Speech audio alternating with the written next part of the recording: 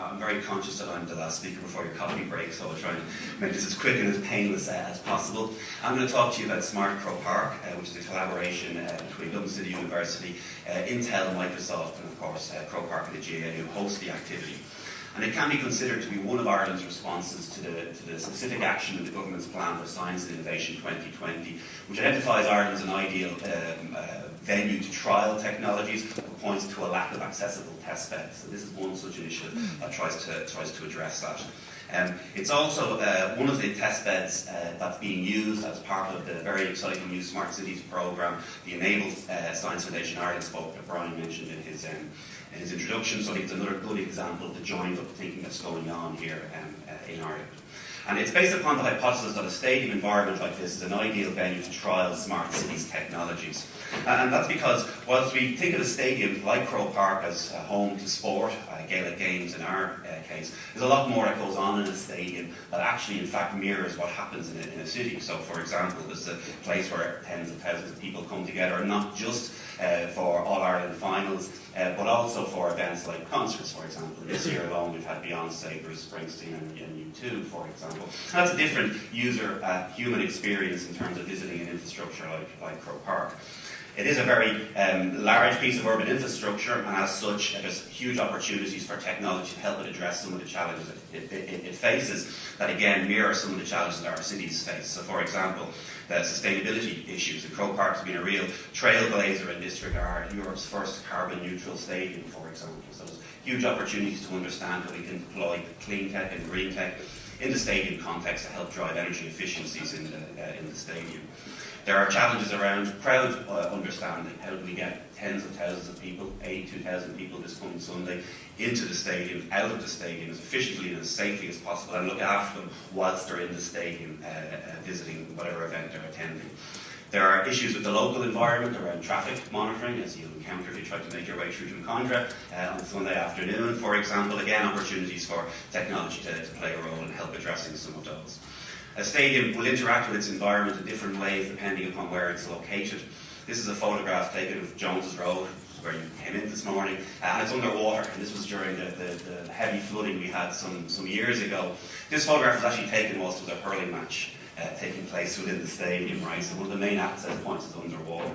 Now we can't necessarily use technology to avoid this, for example, because it's a facet of heavy rainfall, the Tolka River and the sewer system in Jones's Road. But we can use technology to give us early warning of this. So one of the issues we're looking at is putting sensors in the sewers in Jones's Road, for example, that look at water level, that can give us early indications of when this event is likely to happen. And if you know it's going to happen, then it's much more it's easier to deal with it. There's retail opportunities, smart retail opportunities, with the idea of the mall experience as part of your stadium visit, whether that's high-end merchandise or it's the food and beverage industry that takes place during any event in the stadium. There's opportunities around tech for telecoms. How do you get high bandwidth connectivity to tens of thousands of people across multiple different types of digital platforms? And assuming you can do that, what content do you deliver to them? So a whole lot of interesting technical questions in that domain. There are other businesses which take place in a conference, such as this event this morning, for example, where people come to do business in the stadium. That's a very different end user human journey than it is attending a concert or attending a sporting event. We shouldn't forget that it is a venue where sports are actually played. And this opens the door to the whole idea of wearable IoT, wearable Internet of Things technology, and we can understand human movements, human performance, and so on the basis of this rapidly emerging technology.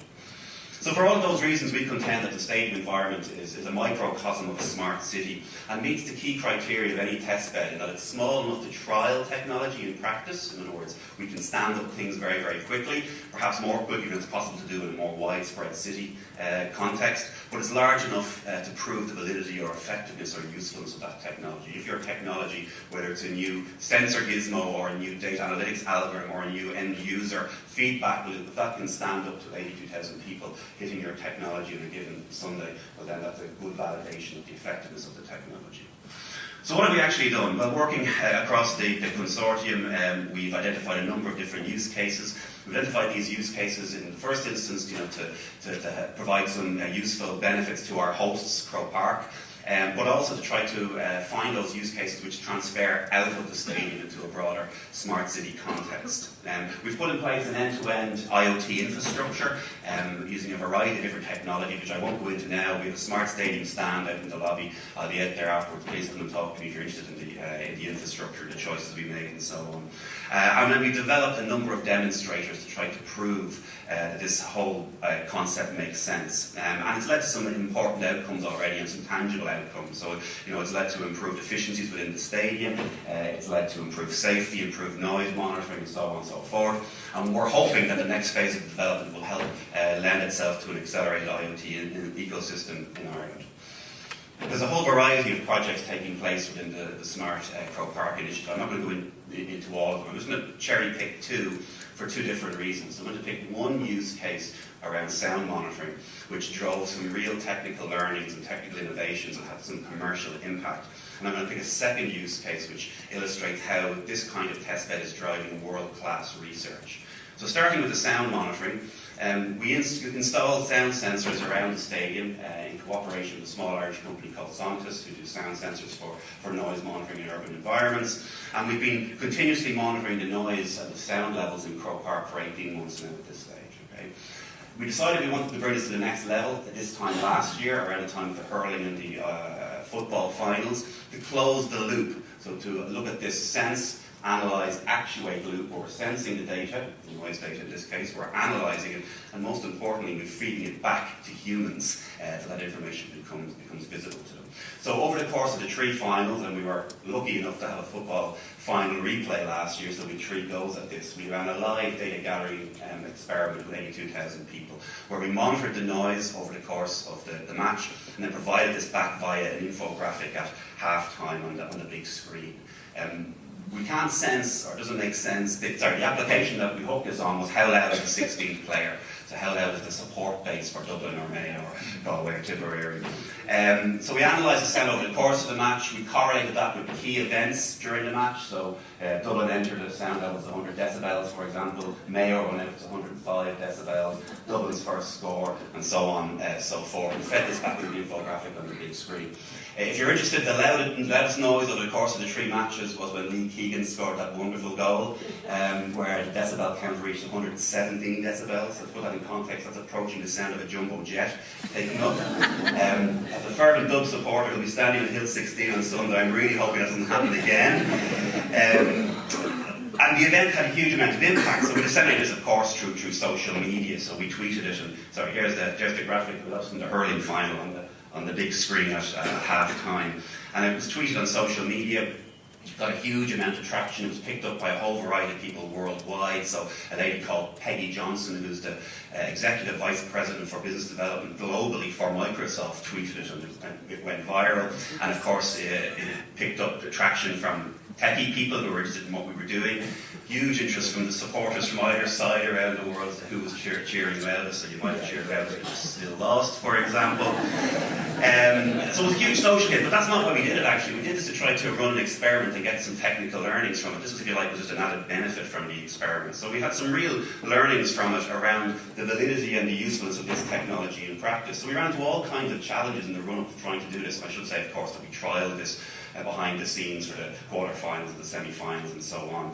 And it turns out there are big challenges in doing this relatively simple feedback loop of noise data. And of course, if we can do it for noise data, then in theory we can do it for any of the data we're collecting across the stadium, whether it be weather data or light data or the video data and so on and so forth. We found there were challenges around the reliability of transmitting wirelessly information packets in an environment like this with a lot of concrete and a lot of embedded metal structures, for example. We found there were interoperability issues between the various different systems that we were plugging together. All very, very valuable technical learnings to the point whereby it's become an official case study and a technical white paper now, the Microsoft Worldwide IoT Portal. It's had commercial impact in that it's been used as a reference site in 2 Microsoft bids for the international stadium business. And of course, for the Irish SME at the heart of this, who produced the sensors and so on, Sonatus, it opens up new opportunities, provides a very valuable test site for those guys. So that's one use case which has driven really useful technical learnings. And I think another use case which we believe is driving world-class research, and that's around the idea of crowd analysis, trying to understand the pinch points around the stadium, where people are congregating, why they're congregating, understanding crowd dynamics, and so on and so forth. And that's important from a health and safety perspective, but it's also important from a logistics perspective, crowd balancing, load balancing around the stadium. So the first thing we did in this context was just looking at where the congestion points are. So tapping into the existing CCTV infrastructure. This is the concession area under the Hogan stand. There's multiple cameras trained in those concession areas, and we're doing some very simple and anonymised image processing, which is basically calculating how full that area is. Is it empty? Is it half full? Is it completely full? That's not very interesting if you do it for a single camera in a single location. If you do it for multiple cameras across multiple locations, what you can actually generate is this real-time heat map of where the crowds are actually congregating. So this is useful feedback which provides information on where the queues are, where the congestion points are, that can be reacted to in real time by the stadium staff. We build upon this work with a whole variety of research programs around the area of crowd understanding. I'm not going to go through all of those research lines of investigation, but there are things like spotting antisocial behaviour, there are things like spotting health hazards, there are things like recognising unusual behaviour, and so on and so forth. Here's an interesting one, which we believe is really leading the way, and it's crowd counting. Right? And I promise you we were working on this before Donald Trump's inauguration. So the challenge here for the machine, for the artificial intelligence, for the data analytics, is given an image like this, tell me to the nearest human how many humans are in this image. Okay? This is a very, very challenging task, obviously. So traditional approaches won't work here. In this image, for example, no one's facing the camera, so you can't do face detection and count how many human-like faces you spot there. So we're applying the cutting edge of artificial intelligence through something called deep convolutional neural networks, and we're able to produce models which can estimate the crowd numbers in these kinds of images with a very high degree of accuracy. So here's two images, for example, where the true count, and yes, some poor human, and I bet it was a grad student, was tasked with actually counting how many people are in these images. And in these two samples from a data set of over 1,500 images, the true count, the one on the top there, is 1,326. The estimated is 1,138. Which is not exact, but it's not too far off. We do even better on the second image, where we have 240 people in practice, and we're estimating 242 people. And I call this one out because at the moment this is the best performing technique in the world. This is validated and benchmarked over academic public data sets. So we can point to this piece of work, this entire line of investigation within our university ecosystem and say we have some of the best approaches in the world, and we can stand over those compared to other people working in this domain all over the world. I think that's really, really important. In terms of where we're going ultimately with the Smart Stadium project, as I say, it's now a test bed within the enabled spoke, so we're looking for people to engage with the test bed, particularly companies large or small. To facilitate that, we're in the middle of an infrastructure upgrade at the moment, where we're upgrading what we already have and multiplying by an order of magnitude the types of technologies that are in the stadium. We're building all this, of course, on top of the state-of-the-art comms infrastructure that's already in the stadium. A key focus between now and the end of the year is what we're calling SME onboarding, so a particular emphasis on smaller companies. So if you have an idea, if you have a new sensor or a new algorithm or a new app and you're looking to trial it at scale and a stadium context makes sense for you, please come and talk to us. Okay, we're very interested in working with companies to get other companies involved in the test bed. We're also looking at how we can take some of the existing technologies and spin them off into new companies or new concerns. I'll leave you with the following point, which is a key learning for us in this whole area of smart cities and IoT, and Jamie landed on it towards the end of his presentation, that very often we think about IoT, we think about sensors producing small amounts of data, albeit very, very frequently. It turns out that there's a real opportunity, also challenges, but a real opportunity from a technical and innovation perspective in sensors which are producing large amounts of data with low latency in real time. So video, for example, is the classic example of that. And the advances that we've seen in computer vision, artificial intelligence and machine learning means that we're now in a place where we can start to deploy those technologies for some of the scenarios Jamie mentioned, such as parking and monitoring, vehicle counting, pedestrian congestion estimation, and so on. So hopefully that's food for thought. If you're interested, as I say, we have a stand outside and we'll be there all morning into the early afternoon, so please do come and talk to us.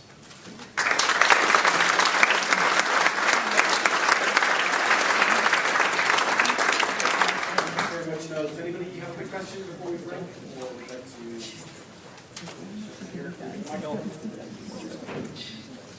Before anyone asks, I have no tickets for Sunday. I know, my case from Tyndall National Institute, or very interesting presentation, thank you. I'm just wondering, are there any opportunities then to maybe go beyond the geographical footprint, maybe look at things like smart transportation, public transportation, traffic congestion, getting in and out of the Dublin and so on? Any plans there? Yeah, absolutely. And we're in discussion with Jamie and so on to take some of the things we're doing in ProPark and move them in the first instance into the immediate environs, right? But ultimately, looking at transplanting these to other locations. I mean, some of the technology you've seen here around the crowd movement and the crowd understanding, equally applicable in an airport scenario, for example, as it is in a stadium context. That's great, thank you very much.